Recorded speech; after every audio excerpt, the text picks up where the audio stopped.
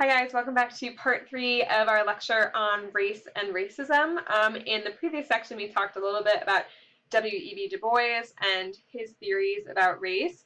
And in this section we're going to switch gears a little bit to focus on racial inequality, specifically what racial inequality looks like today, and what has sustained inequality over time. And as we're going to talk about, this is largely not an individual cause, but a structural cause, okay?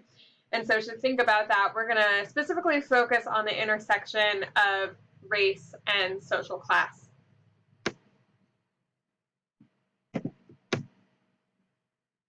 Okay, so take a second. I want us to start off by just looking at this graph. And this graph is showing us the rate of unemployment over time by different races. Okay, so just look at that for a second.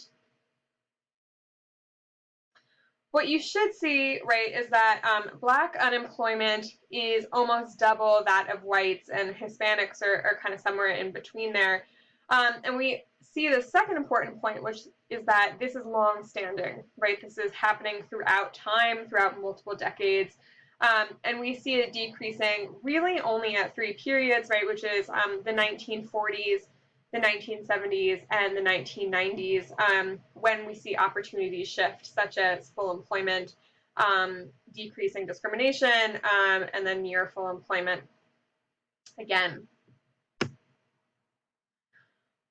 Moreover, we see that the income gap between Blacks and whites in this country has stayed pretty parallel since the 70s, right? That there's this enormous gap that despite all of the progress that has been made during this time, that gap is maintained, right? We still see that income gap, that inequality manifesting today.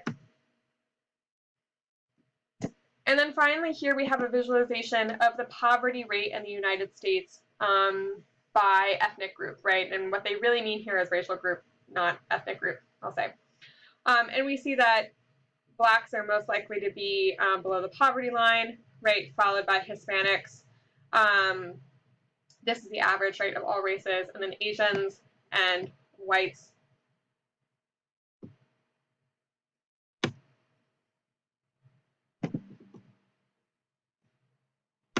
Okay, so why am I showing you this? Why is this important? What we're seeing, right, that we need to pay attention to is a persistent racial inequality, okay, particularly in regard to social class and race in this country, okay, and that we continue to see inequality, financial inequality among the races over time, regardless of our changing attitudes about race, right, the introduction of anti-discrimination laws, et cetera, okay, so despite all of the enormous changes related to race since the 1970s and 1960s, we're still seeing a lot of racial inequality, right, and as I said, particularly in regard to social class, right, that Black and Hispanic Americans more likely to be unemployed, more likely to be below the poverty line, and to make less money, right, to have a lower income.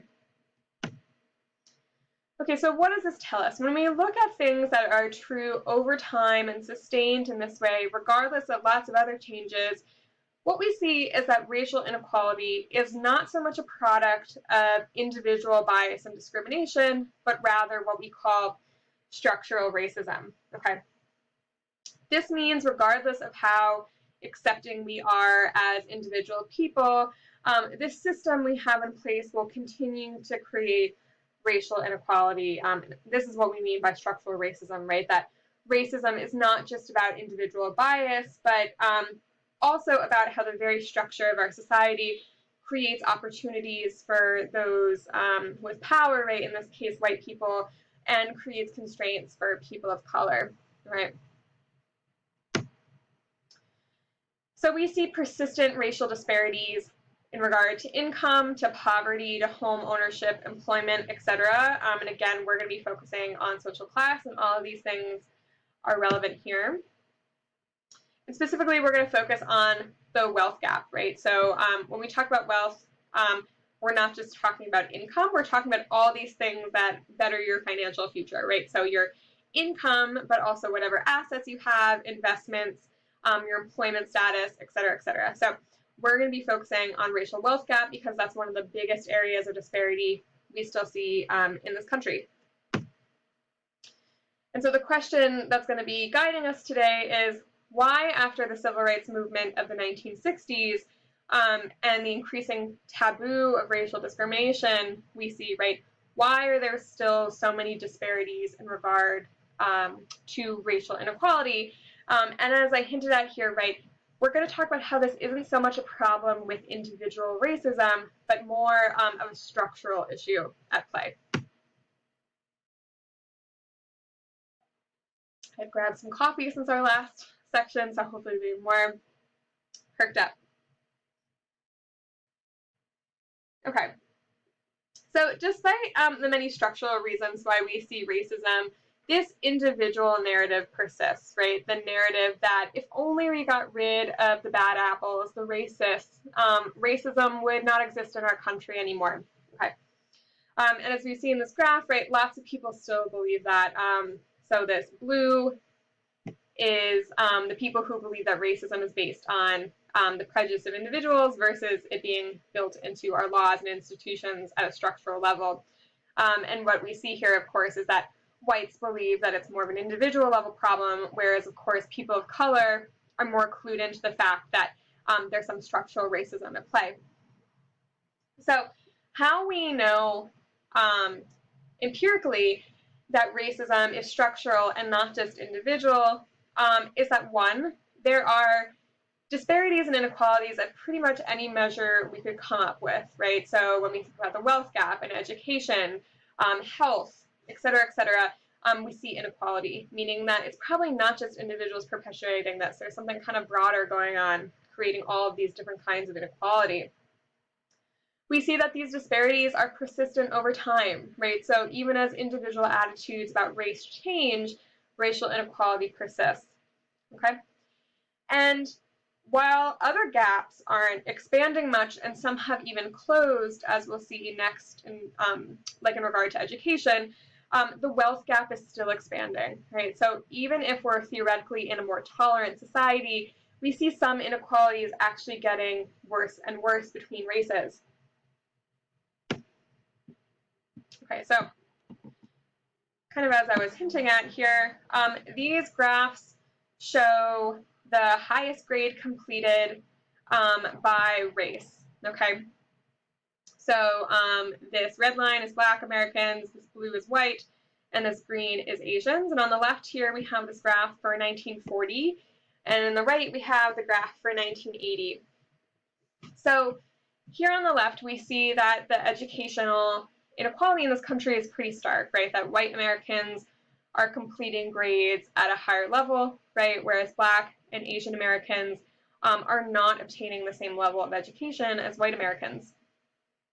But we jump over to 1980, and this has drastically changed, largely to the introduction of affirmative action policies to deliberately close this graph, right? And what we see is there are still many disparities, right? We're not completely equal, but that huge gap has kind of closed a little bit here, right? We still could be educating particularly Blacks more in this country, but they're not far off from where white American and Asian Americans are now. So what we see from this is that if we create some sort of structural change, right, in this case, introducing a new kind of legislation or policy to deliberately eradicate some of the wrongs in the education system, that we actually do create change and racial inequality gets better.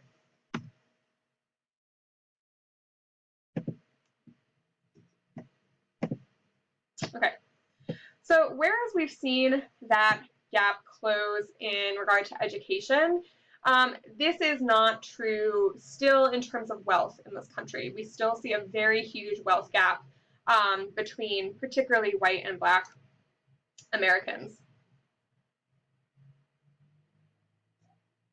Okay, so some of you might be thinking, right, well, maybe the reason we have such a wide wealth gap in this country is because of different education levels, right? That whites are maybe more educated, have the opportunity to make more money and accrue more wealth over their lifetime than Black people in this country. Okay, And to some extent, we see that, right? We look here, the dark blue is white, the light blue is black. Okay. We see some sort of correlation between degree and race, right? That, for example, white Americans with just a college degree are making on average this much, or have this much wealth, versus those with a graduate degree. And when we also see that correlation between Black Americans, right? But we also see that education is not the sole factor here, because even with the same degree, Blacks and whites are not making the same amount of money, right? So look at this huge, enormous difference between whites with a graduate degree and Blacks with a graduate degree. What this shows us is that education is not the sole factor here, right? It shows us that, sure, if you have a higher degree, you're more likely to have more wealth, but it's not the sole explanation for why there's racial inequality in this country, because even with two people of the same degree, their wealth looks very different at the end, right? So what we need to do at this point is we need to look at the history of wealth accumulation in this country to understand why this racial wealth gap exists still. Okay, so to understand why some people in America have more wealth than other people, we have to kind of travel back in time to think about when people really started accumulating wealth in large quantities. This brings us back to the post-World War II era. So post-World War II, we see a large economic boom as people return from war and kind of start investing a lot. So this period between 1946 and 1964, most American families started accumulating wealth. Okay, so for perspective, today baby boomers have begun collecting around $9 trillion from their parents' generation. Okay, so for this, I want you to think back to our discussion of social class, but how we talked about intergenerational wealth, right? That the wealth that your parents have accumulated, you benefit from, right? Because maybe they paid the down payment of your house, maybe they paid for your college, maybe they even subsidized your rent for a little bit. Okay, so wealth gets passed down through the generations. So today's baby boomers collectively are inheriting around $9 trillion from their parents' generation during this period of time when they started accumulating wealth, when that was possible.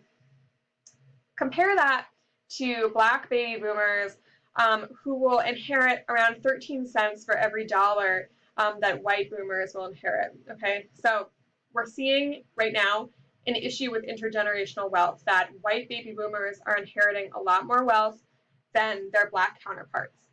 Right, so let's think a little bit about why that's happening, right? Obviously something related to race and racism is contributing to unequal wealth accumulation, but how and why? And for that, we need to think about the Jim Crow era. So Jim Crow was a period of time when Jim Crow laws were in effect post-Reconstruction after the Civil War until 1965, right? It's a big period of time, a lot's happening in there. Jim Crow laws essentially regulated contact between particularly white and Black Americans during this period of post-Reconstruction. Okay. It mandated racial segregation. Okay, so it kept them separate, and it policed those interactions. So, for example, having a separate white and colored bathroom, for example, to sort of mediate who was coming into contact with people of different races.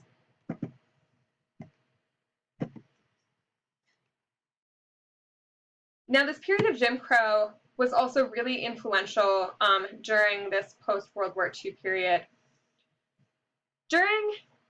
After World War II, what we see is the creation of the modern suburb, right, which is a concept we're all pretty familiar with. These sort of neighborhoods outside of cities, much more residential, more greenery, larger lots for houses to be on, et cetera, et cetera. So people decide after the war they want to move out of the city, they want to start families, have like their own little plot of land and just live their happy lives, sort of in the stereotypical 50s sort of way, right? The picket fence and a dog named Spot. So during this period of time, the government has a vested interest in creating these suburbs because they generate a lot of money, right? People are paying for the land, they're paying for houses to be built. So the government has a vested interest in creating suburbs to accumulate more money. And also individuals want to move out here, right, for their own satisfaction and also for the investment of being able to own a home, because if you do it right, your house should be a financial asset to you, right, and not just something like rent, for example, where you're paying money out of pocket each month and giving it to someone else. It's actually a financial asset and an investment for you. So in order to encourage people to buy houses in these suburbs, the government created these FA low-interest government-backed mortgages. Right? So essentially these mortgages that were pretty cheap for the average person that would incentivize them to go out and to buy a house. Right? This was really good for white Americans. Right? It meant that they could buy a home for pretty cheap in these nice new communities, and that they would profit off of that financial asset moving forward. However, because of course of the period of time we're at, this specifically applies to white Americans because of a practice called redlining that some of you may already be familiar with. Okay. Redlining was essentially a practice done by banks, and it was in essence racial discrimination about who could get those really cheap FA low interest mortgages, right? And they did this pretty deliberately because they wanted to create racially homogenous neighborhoods, right? So they did not want, for example, a black family to move in next to a white family. They really wanted to create these homogenous, whitewashed suburban neighborhoods. And it's called redlining because banks would essentially draw lines around neighborhoods that they considered risky, right? Where they perhaps would not get their money for the mortgages versus, you know, greenlit, these people are acceptable and we'll give them mortgages. So the redlining actually does refer to the color they would draw around quote unquote risky, in essence, black neighborhoods. All right. So why does this matter? What are the long-term consequences of that? So essentially during this period of time, white Americans had this financial boost that generated wealth and financial assets that they could pass down from generations to generations. So again, think back to our lecture on social class when we talked about intergenerational wealth. However, Black Americans were not given the same opportunity, right? So on average, they did not have any opportunity to accumulate wealth that they could pass down to their children, okay? So initially, this created a wealth gap because white Americans had these new financial investments in the form of mortgages and a house, right? And Black Americans didn't, and that gave white Americans a leg up that they continue to have to this day.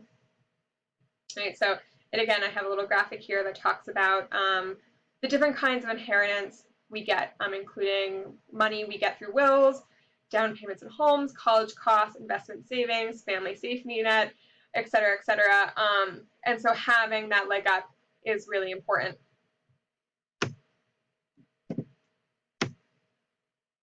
Right, so now we know, right, that the wealth gap in this country is largely due to racist banking practices post-World War II, right, specifically redlining. And now you might be asking, right, why? Like, not why, but what do we do about this, right? If we know that's the issue, what can we do to right this wrong? Okay, so to think about what we can do about this wealth gap between white and Black Americans specifically, I have a series of graphs that is actually really kind of helpful for visually thinking about how to address this issue. So in this graph, we specifically have essentially how much controlling for education would benefit or would be able to close this wealth gap. Okay, so if we control for education, if theoretically everyone's education was exactly the same, what effect would that have on the wealth gap in this country? And what we see based on these gray bars here is that it actually wouldn't help that much. Okay, so it would maybe add this much money towards closing the white gap, right? When white families here, you look at how much wealth they have, it's insane, okay? So it would help a little, but the wealth gap would still persist. Okay, so then some of you might be thinking, how about income? If we give everyone the same income, would that help control the wealth gap? It helps a little bit more than education, right? But again, we see not much. And again, this is largely because wealth does not just rely on your income, right? It's not just about how much money you're taking in every month, but your financial assets, your investments, and as we just talked about, white families have had the opportunity to accumulate wealth through the generations for a long time, right? Versus black families, which have not had that same opportunity.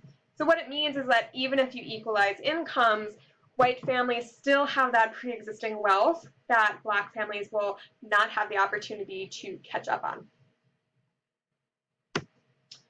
Okay, and then finally, we could test out the idea of equalizing returns on income. Okay, so what does that mean? Okay, it essentially means like how far is your money going to go? If I give $10 to two people, is that $10 going to have the same impact for both people? So for example, if I give one person who already has a lot of wealth $10, maybe they can say, I don't really need this $10. I'll be able to get by fine without this $10. So I'm going to put it aside for a rainy day, just in case I need it. Or maybe I'm going to buy some stocks with this $10. Okay, so hopefully I can grow that money, make it bigger. Versus if I give that $10 to someone who might really need it, right, who doesn't have as many financial assets, they might use that $10 to go buy food at the grocery store or to buy gas, okay? Or maybe to put it in their savings, but you know, in this case, probably use it up sooner, okay? So what this means is that even if we even if we give people the same income, that income is not going as far. One person might be able to use it to generate more money. One person might use it immediately, right, on expenses that they have. So what this graph is showing us is that if we can equalize returns on the income, essentially if we could find a way to make sure everyone's money works the same, we see that wealth gap close tremendously, right? And this is the biggest decrease in the gap we've seen thus far with any of these explanations, right? So Latinos are doing better, black families are doing better, white families still doing better than both of those groups, but this accounts for a lot more than any other intervention we've talked about so far. This brings us to this concept of transformative assets, okay, which is a little like intergenerational wealth. So when we talk about transformative assets, we're speaking about the capacity of unearned, inherited wealth, okay, so wealth you're getting from previous generations, to lift a family economically and socially beyond where their own achievements, jobs, and earnings would place them. Okay, so essentially it means if my family, previous generations have had a lot of wealth, even if I don't do so well in life, if I don't have a great job, a great pay, I'm still going to do pretty well, right? I haven't earned that wealth through hard work, but just because of what previous generations of my family have been able to do. So the idea of transformative assets is in some ways a direct contradiction of this idea of equal opportunity in this country, okay? That the idea that just because you work really hard, it'll pay off doesn't really hold up, because some people might not be working that hard and still have a lot of wealth to play with, whereas some people might be busting their asses and not see the same returns on their income as someone who has a lot of intergenerational wealth and these transformative assets. Okay, and then I have here written as well that this kind of turns into a vicious cycle, right? So the more wealth a family accumulates, the more wealth it can pass down and kind of sustain itself in that way. Okay, so now I want to be like a little forward thinking, right? And think about the implications of this for this country and how we think about inequality and racism more specifically. So right now in this country, we're not really doing much to close this inequality gap. We kind of assume that the idea of meritocracy will work, right? So that idea I was just talking about, that if you work hard, you'll be successful. And meritocracy doesn't account for the fact that we accumulate wealth based on these ascribed statuses and the history of wealth and race in this country. Okay, so even if, for example, individually we all become more racially tolerant, we live in a system that will just keep going on autopilot to benefit certain people, specifically white people. Okay. And I have here sort of this graph that shows how our current economic policies don't address this gap by assuming that the idea of equal opportunity will work, right? So we think about how college costs are equal for everyone regardless of their position in society, which creates education inequality. We see discrimination in public services, right? We also see policies in place that actually increase the importance of family wealth, that don't work at eliminating that gap, but actually perpetuate it, right? Such as tax breaks, for example, that reward people for saving money or being philanthropic, right? Rather than just using their money to get by. So what do we do, right? What do we do about this? Well, what I would say is that structural problems like this, so problems that arise because some people inherently have more opportunities and some people experience more constraints, they require structural solutions, okay? Rather than just hoping that somehow the scales will even out over time, or by that working on ourselves and through individual change, we're somehow gonna prevent this problem. The truth is that doesn't work, right? As we've seen in this PowerPoint, even as individually as a society, we've become more tolerant, right, and accepting, and we like to think we're not as discriminatory. It doesn't matter because the structural policies in place continue to benefit some people over others, okay? So when talking about inequality, and in this case specifically racial inequality, we can't just think about the individual, right, and the individual's role in racism. We need to kind of level up and think about the structural issues here, and in this case specifically, how the structure of our society, how wealth operates in the society, creates this really big social class gap, specifically in this case between white and Black Americans. And I know that obviously there's many more racial categories in this country that are really meaningful, but I kind of today chose to talk about just white and Black Americans because of the history of slavery in this country, and I kind of wanted to highlight that and hone in on that a little bit. But that's not to say that other races are not a part of this equation as well. Okay, so I feel like now we can't talk about structural racism without at least acknowledging what's going on in the world right now. Okay, so right now we're in a moment politically where people are collectively and explicitly talking about structural racism, specifically in this case in regard to how policing operates and sort of the structural issues with policing in regard to communities of color. So there are a lot more activists and scholars of color out there talking about this much more eloquently than I will, but I do hope that this lecture gives you some tools for thinking about what's happening in the world right now. Okay, so the main goal of this lecture for me was to kind of reframe how we think about race, right? So if we just talk about individuals who are racist or believe in racist ideologies, we're missing a really big chunk of the problem here, right? And that's not to say that individual racists aren't a problem, and obviously they are, okay? But what we've started exploring today is that structural racism is still operating in this country, right? And there's a long history of where it came from and how it's sort of set up the inequalities we still experience today. So long-term change, right, comes from the structural level. It doesn't come from the individual level. It doesn't happen by changing one individual mind at a time. It comes from changing policies, from changing systems and structures like we've talked about.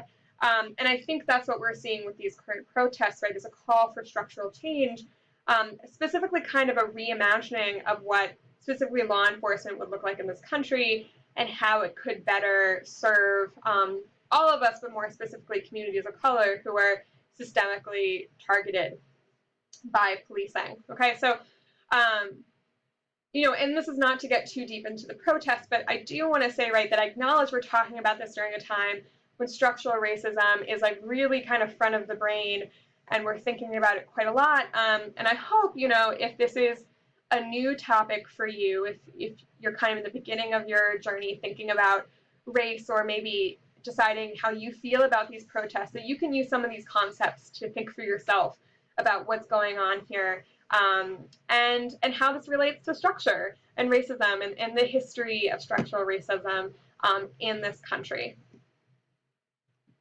All right, so that's going to wrap up our lecture today on race and racism. Given that this is kind of a more in-depth lecture with a lot of different parts, I, for this discussion post, want to make sure that all of you have a good grasp on the material that we've just spoken about. So rather than posing a discussion question to you, your job for this week is on the discussion forum to ask one question you have about the lecture that you would like clarification on. So I'm not asking you guys to pose a discussion question for other people to answer, but literally to ask a question that about something that maybe you still find confusing, or something that doesn't make sense to you, or something you'd like more information on maybe. So ask that question. I will make sure to be on the forum, as I always am, answering your questions. And then, as always, I'd like you guys to also respond to a classmate. And again, I'll be monitoring, and making sure that everyone's on track and that we're all getting the correct information. But this will be a good opportunity for you guys to get clarification, and then also try your hand at helping other people, right? If maybe you've understood a concept really well, and you're going to help them out to answer their question. Okay, so that'll end our lecture for this time. I will see you guys in our next lecture, and I hope you have a good weekend.